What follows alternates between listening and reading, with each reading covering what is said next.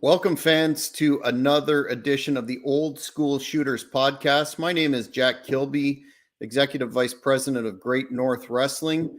And we have on the line today both the King of Connecticut and our special guest, John Shaddock, who is a veteran combat sports athlete and coach, and also notably the Team Fighting Championships captain. King, how are you doing this morning before we speak to John? I'm doing great, Jack, and I expect a little dip in the ratings since the man that is too handsome for Hollywood and too pretty for politics doesn't have his face on screen because we had some technical issues. But I'll more than make up for it with our guest because we have a tremendous guest, a man who is very well-spoken, a man who is no stranger to our last guest, the Prince of Persia, Kamal Shalarus. In fact, Kamal and I met him together when we did a coaching seminar for his school, his notable school, Shaddock MMA in Sykesville, Maryland, which has been open for a number of years. And he's had many great athletes, combat sports athletes, train there. And John has trained many regular folks as well. He has a great program just for regular people to get in shape through the combat sports. So without further ado, I want to turn things over to the Bones man himself, the original Bones, Mr. John Shaddock. John, how are you? All right, how are you doing? Doing well. It's been a while, man. How are things? Things are going good. Things are actually doing really well in my gym. So starting to pick up. Excellent. So John, take us through the Team Fighting Championships, because I want to jump right into that. You have some amazing stories that you told on my old show, King's Court, about TFC, fugitives and the wildness in Eastern Europe. I'll just give you the floor to talk to us about the TFC days. Well, the TFC is a 5-on-5 championships. It's basically 10 guys, MMA, old tribe rules, knees to the ground, kicks to the ground. Not a lot of rules to it. And basically it's 10 guys at one time. And one guy goes out, then it's 10-on-9, then it's 10-on-8, and 10-on-7, and so on and so on. I saw the first one on the internet and contacted the guy. And I said, would you guys be interested in entertaining a U.S. team? And like a month later, I get an email, put a team together. So I scrambled to put a team together. And unfortunately, I couldn't get anybody from Maryland. So they put me together with I believe the team was from Ohio. So I had 5 guys from Ohio and myself fly out of New York City and fly out to Latvia, Riga, Latvia, where we fought 5-on-5. So definitely pretty insane. This is something that's been practiced for, I think, over 100 years over in Europe. That's kind of like how the clans or tribes settle differences. They would fight it out in the winning, whatever, over land or whatever it was. Instead of going to war, they would actually do an MMA style fighting. And so we were the first fights. We didn't even get to see any fights first. And we kind of got hammered the first fight, and then we did pretty well after that. But just pretty insane, the whole thing. You have any questions, or want me to just keep going? Yeah, well, the question that I had, John, is some of the nefarious figures that were involved and a gentleman wearing a mask. Well, if you watch TFC 2, now I was not involved in TFC 1, I was involved in TFC 2 and TFC 3. In TFC 2, the Polish team, who were absolutely gigantic. I'm going to preempt this with the fact that they were supposed to have weight classes for the teams, and they were supposed to blood drug test and everything. So we get there waiting to get tested, and they're like, "Oh no, there's no testing." And then I'm like, "Well, when are the weigh-ins?" And the head of the guy goes, "Oh no, we're not weighing in." The Polish team who had won the year before, so they wouldn't do it if they had to do weigh-ins. So these guys come out and they literally look like an NFL team. They were gigantic. And 3 of them are wearing these face masks. And they were fighting, they fought throughout the tournament. They ended up actually winning the tournament. And afterwards, it was just kind of a funny thing. The guy rented out a bar, and all of us got to drink for free and hang. So we're all hanging out, drinking together, hanging out with the other fight teams. And we're talking to a team from Sweden. And I said, why do those guys have masks on? He goes, oh, they're wanted for war crimes. And they knew it was going to be videotaped, so they didn't want to be seen on TV. So they're wearing these skull face masks over their face. You couldn't recognize who they were. It was pretty insane. That's wild. And your own experiences in the fights. I mean, I know you've got a diverse combat sports background with respect to you. You were a boxer and amateur wrestler before you got into on the submission side. So you got a diverse background, but this is the kind of deal where you could be going for a takedown and somebody just comes to the side and soccer kicks you in the head. Yep. Well, what had happened to me is we were lining up for the team, and I was the second biggest guy on the U.S. team. And so we didn't have any strategy. We just kind of like the guy that was the coach would just say, just kind of pick a guy across from me. So I'm like, all right. So I point to the guy that's about my size, and I wanted to be fair to the smaller guys. We get in the ring, and he's got these cauliflower ears. And if you look him up, his name's Igor Kostin. And not only had he wrestled in the Olympics, but he had actually had 2 fights, 2 MMA fights. I had never fought MMA. I'd fought every other style, but I'd never done it combined.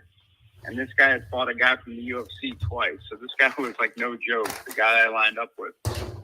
And I line up with him, and then he like moves to another spot. And instead of being smart and probably staying where I was, I followed the guy. And that's the dude that ended up fighting. And it was funny because they kept calling me the boxer, which is, I guess, would be my primary thing.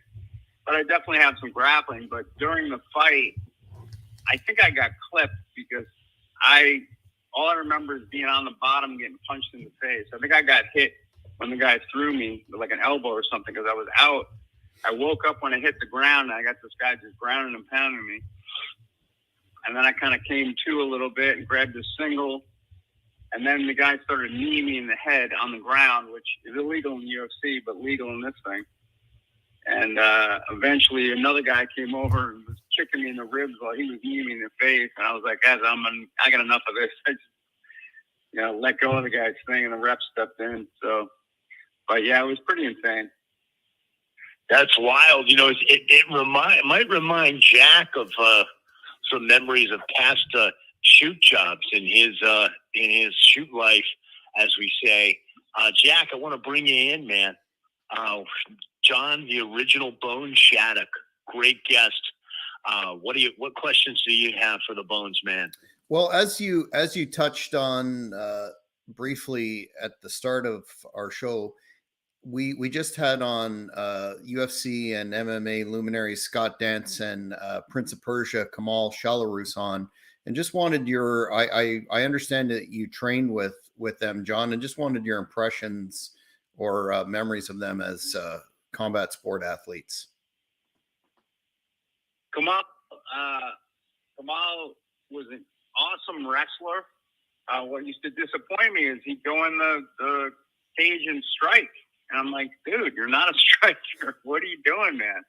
I think he would have fared better in his MMA career had he focused on his grappling. And it's funny because I rewatched his fight against Khabib. He was Khabib's first fight in the UFC. And he did fairly well. When I first watched it, we expected Kamal to light him up because I didn't know who Khabib was. But he actually did better than a lot of people did. I think, again, had he stuck with his wrestling first and, worked on his striking, but I think he's a much better grappler than a striker. But no doubt, John. And man, I can shed a little bit of light on that because before Kamal and I came to your school, I was part of the corner for his. It was either his first or second fight in MMA in the U.S. He had said he did. I think he did King of the Cage in the UK, and it was at the Tropicana in Jersey, and he just yoked this guy. I mean, he came out guns blazing with punches and dropped the guy. This was when he was fighting 170, man. And his first couple fights were like that. I mean, he didn't have to use his wrestling, right? And then he went into WEC, and they made him drop down to 155, and he may have lost some power in those hands because that was a tough weight cut for Kamal. Shit, when Kamal was walking around at 200 pounds, 205 pounds, back in the early days before WEC, when he was first in Austin. He was a big guy. He was a thick guy. And I think that weight cut might have taken away some of his power. But John is absolutely right, because it was like Rock'em Sock'em. We used to say like Rock'em Sock'em Robots, the way he threw those punches. He had power in those punches, but he was not a crisp striker. And, I'm good friends with American Psycho, Stefan Bonner, who's been here on the channel on the Hannibal with me a number of times. And Bonner was calling the early WEC fights of Kamal. I think his first 2 or 3 fights in WEC before the broadcast team switched and Frank Mir took that position. And Bonner told me a story where he goes to Kamal like after one of his early fights at WEC, and he's like, "What are you doing? You have such great wrestling." I wish I had your wrestling, and you're just going out there just throwing bombs. So yeah, that was the case throughout his career. But John, you worked with Kamal. John has a great boxing background. You worked with Kamal on his striking for quite a bit, didn't you? Yeah, a little bit. Yeah, I mean, it definitely came around. It was better. But yeah, like I said, I wish he had really focused more on just being a grappler with a little bit of striking, because I think it would have been better for him. Yeah, I mean, he had a great career. He made good money. Especially a lot of people don't realize when he moved to ONE Fighting Championships, they actually paid even better than the UFC. That he made a lot in that Shinya Aoki fight, and he won all the fights leading up to that. And I think if you watch him in ONE, he did kind of do that. That was like when I moved Kamal to Neil Melanson's. We talked about Neil. Neil's coming on next Saturday. When Neil was running Extreme Couture, that was a turning point, because Neil really put it into Kamal's that, look, you've got to focus on your wrestling and on your grappling. But then he left, and John, you remember this because he was going to live with Neil, but somebody got into his head that you need to go to Hardonk. Remember Anthony Hardonk? So he went over there, and came back, but he had a great career, and the great thing about Kamal and about Scott, just having them on, they're such successful businessmen. I mean, Kamal's been so successful in real estate, and he's developing some property on a golf course down in Myrtle Beach as well as up there in the DC area, and they have a very successful gym, right? Like yourself, very successful gym, and their gym is right in downtown Boston, there in the Boston area of Arlington. So he's done really well financially, which you don't really see with a lot of guys who are career fighters. Right. John, if you could speak again, you touched on it briefly at the start about the 5-on-5 concept, and educate the listeners in terms of the history and the status of the phenomenon today. I think it's a defunct. I think it isn't doing it anymore, and I'm not really sure. It was actually an odd thing, because we went in and there was no audience. We were fighting basically it was us, the security guys who were gigantic, who were bigger than any of the fighters, and the film crew. They even had an announcer, and they had women. I think the guy that designed it was designing it for the internet. Like, he thought he was going to get pay-per-view buys, but didn't have an audience, didn't have a crowd there. So it was done incorrectly. But I tried to get an answer from him, and he said it was too much. It would have cost him more to have a crowd in there. He would have to pay off, like, because we were kind of doing it like illegally, I guess, or something. It was very strange. But yeah, you were fighting in front of nobody. It was like, 20 people that were part of the staff, and that was it. And we were fighting like 7 a.m. U.S. time, whatever time it was there. So it was definitely a weird experience. As far as the history of it, all I know is that the clans and stuff used to do that. And I was in the second and the third one.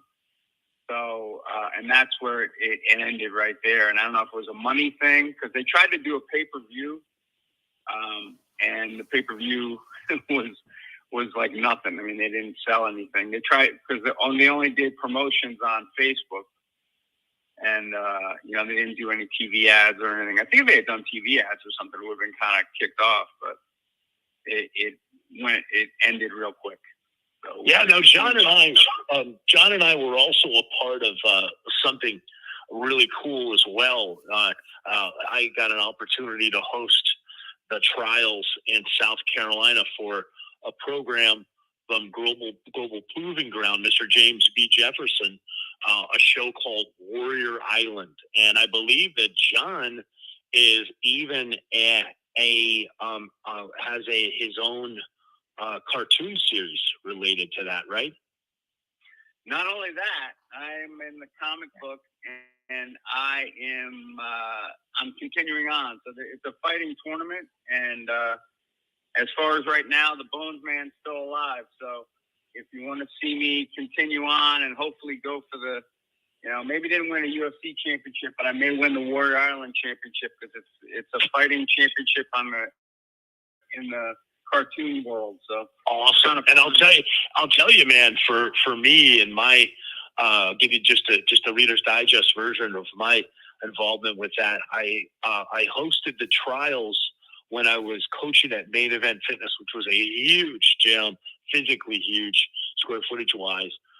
We had the trials, and we had the top fighters from the Southeast and from the Carolinas at the time, guys like Tim the Terror Goodwin, Solon Staley, Jeremy Joles, who had that epic fight against the UFC fighter.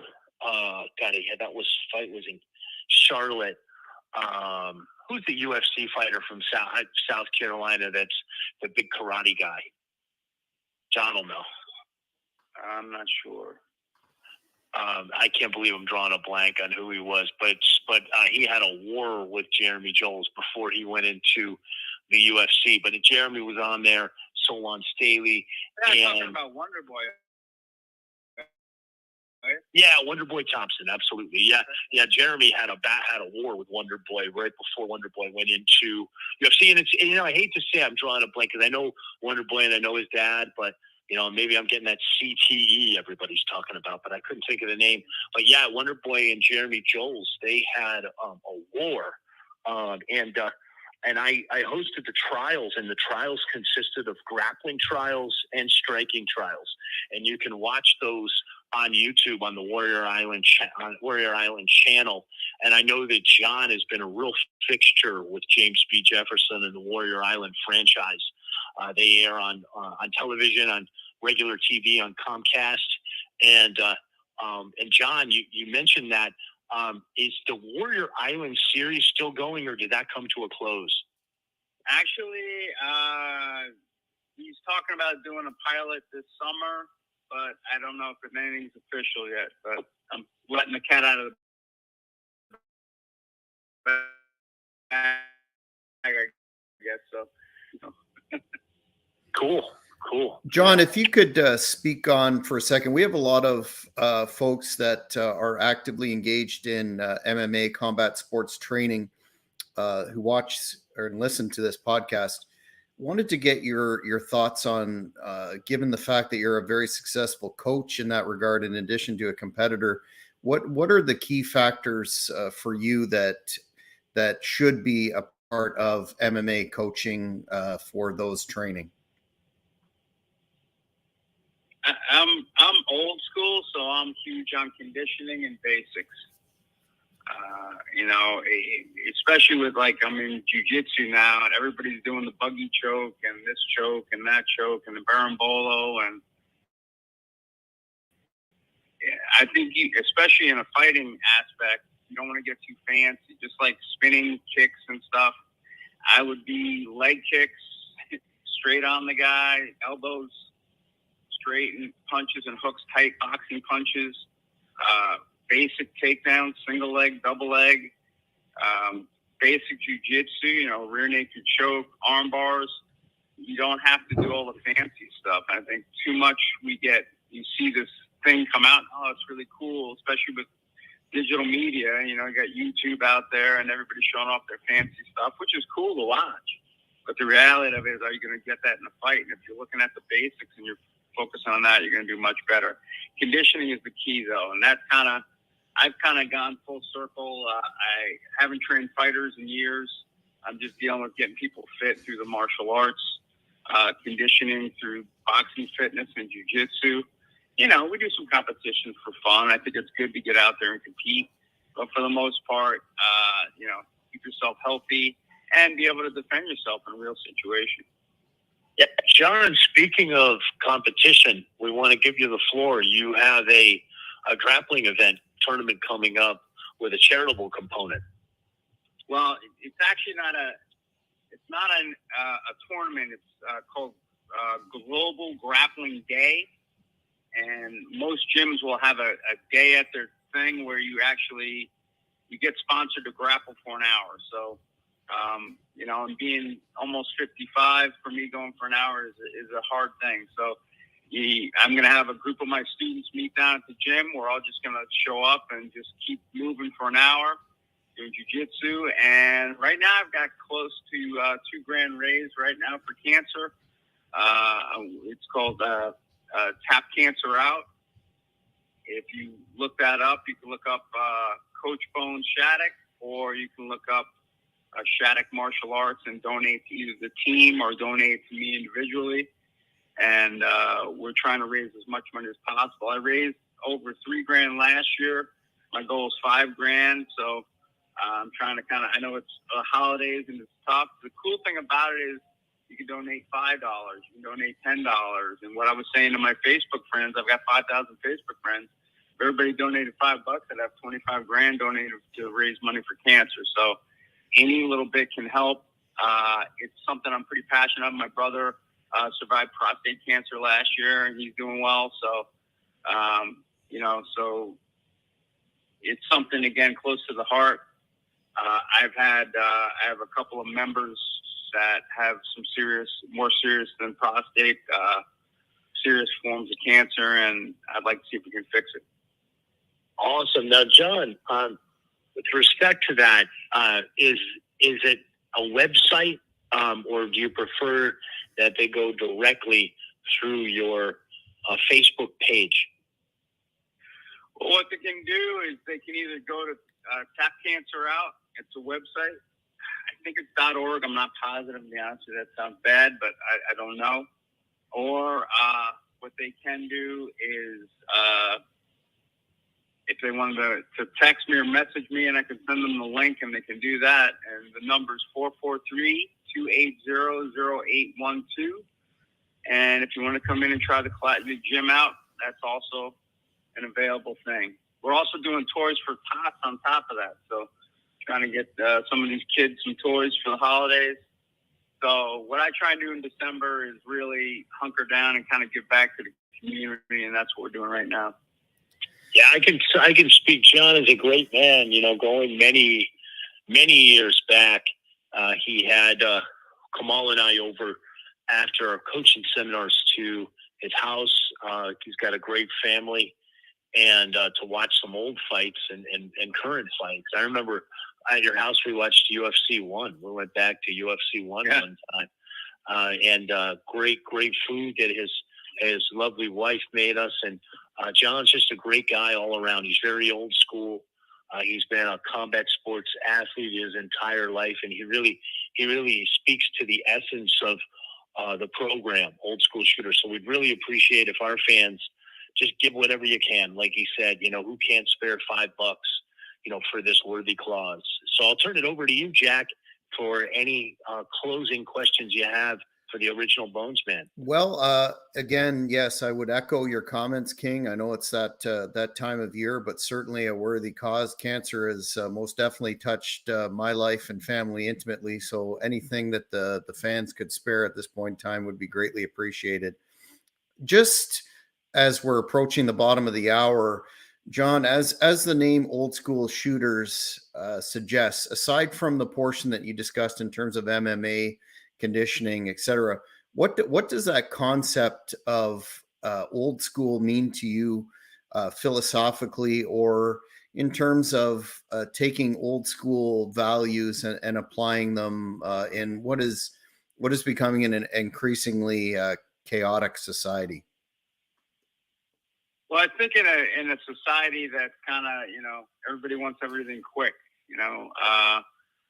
and I was never a natural athlete.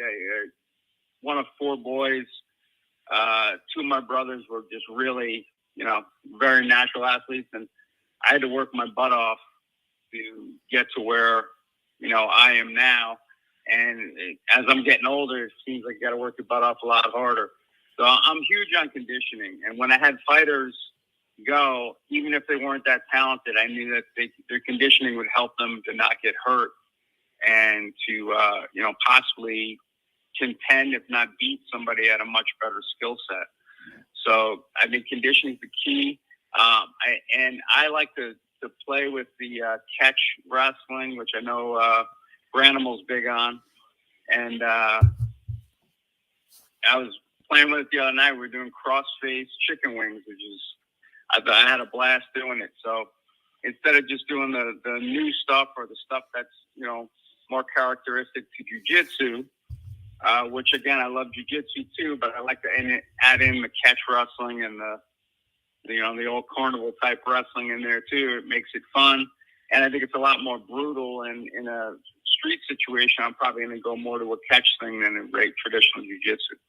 Awesome. Yeah, that's great, John. And, we do a lot now here on the channel with Jake Shannon and Scientific Wrestling, which is Josh Barnett and Wade Shallis, who has the record for most pins in not only collegiate wrestling, but also international. And Jake just did a seminar series with our good friend Dan the Beast Severn and Wade. And we've got something really wild that we're bringing to Jack's promotion in Canada, and it's called Shoot Pro Wrestling. And it's and they've had 3 shows, and I'm going to be broadcasting on the next one that we do up in Canada. And I'll send you the link. They've had even tag team tournaments. They're grappling. It's a grappling match where you catch wrestling rules. You win by pin or submission. They've had some high level guys. Champion from High Rollers was also their champion. High Rollers being a really big grappling tournament out west. They've had some fight to win guys competing in it. They've had some wrestlers right out of college, some studs competing in it. And we work with Colin Crandall from MMA Power Hour, who interviews all the current UFC guys that are fighting that week. And we're putting together something really cool for Jack. We're bringing a 4-man light heavyweight tournament. We've already got one guy from Canada that's already fought, I believe, 3 times in UFC. And we're filling out that tournament for Jack's promotion. So that's really cool. And I'm along the same lines. I've gone back into coaching regularly now. I always give a shout out on the show to Fighting Edge Gym in Titusville, Florida, and I just coached last night. I've been doing a lot of stuff with the guys out of how to get the cradle from your feet on it into the ground, and how to set up submissions and ground and pound. I did some stuff that I learned from Eric Paulson off the stockade last night. That was pretty cool. So yeah, I mean, John is the embodiment of what this show is all about. And John, maybe down the road we can talk about doing a shoot pro wrestling tournament and bringing it to Maryland. Sure. Hey man, I gotta let you go. I gotta head into the seminar here. So. Okay, cool. Well, John, my instructor Noel Smith's here, and we have Eric Bidark is going to be doing the seminar. So I gotta get going here. Awesome. Have a great seminar, and I'll sign off with this Silver Sages spreading knowledge to the younger ages. Thanks everybody for watching. See you next time. Thanks, John. You got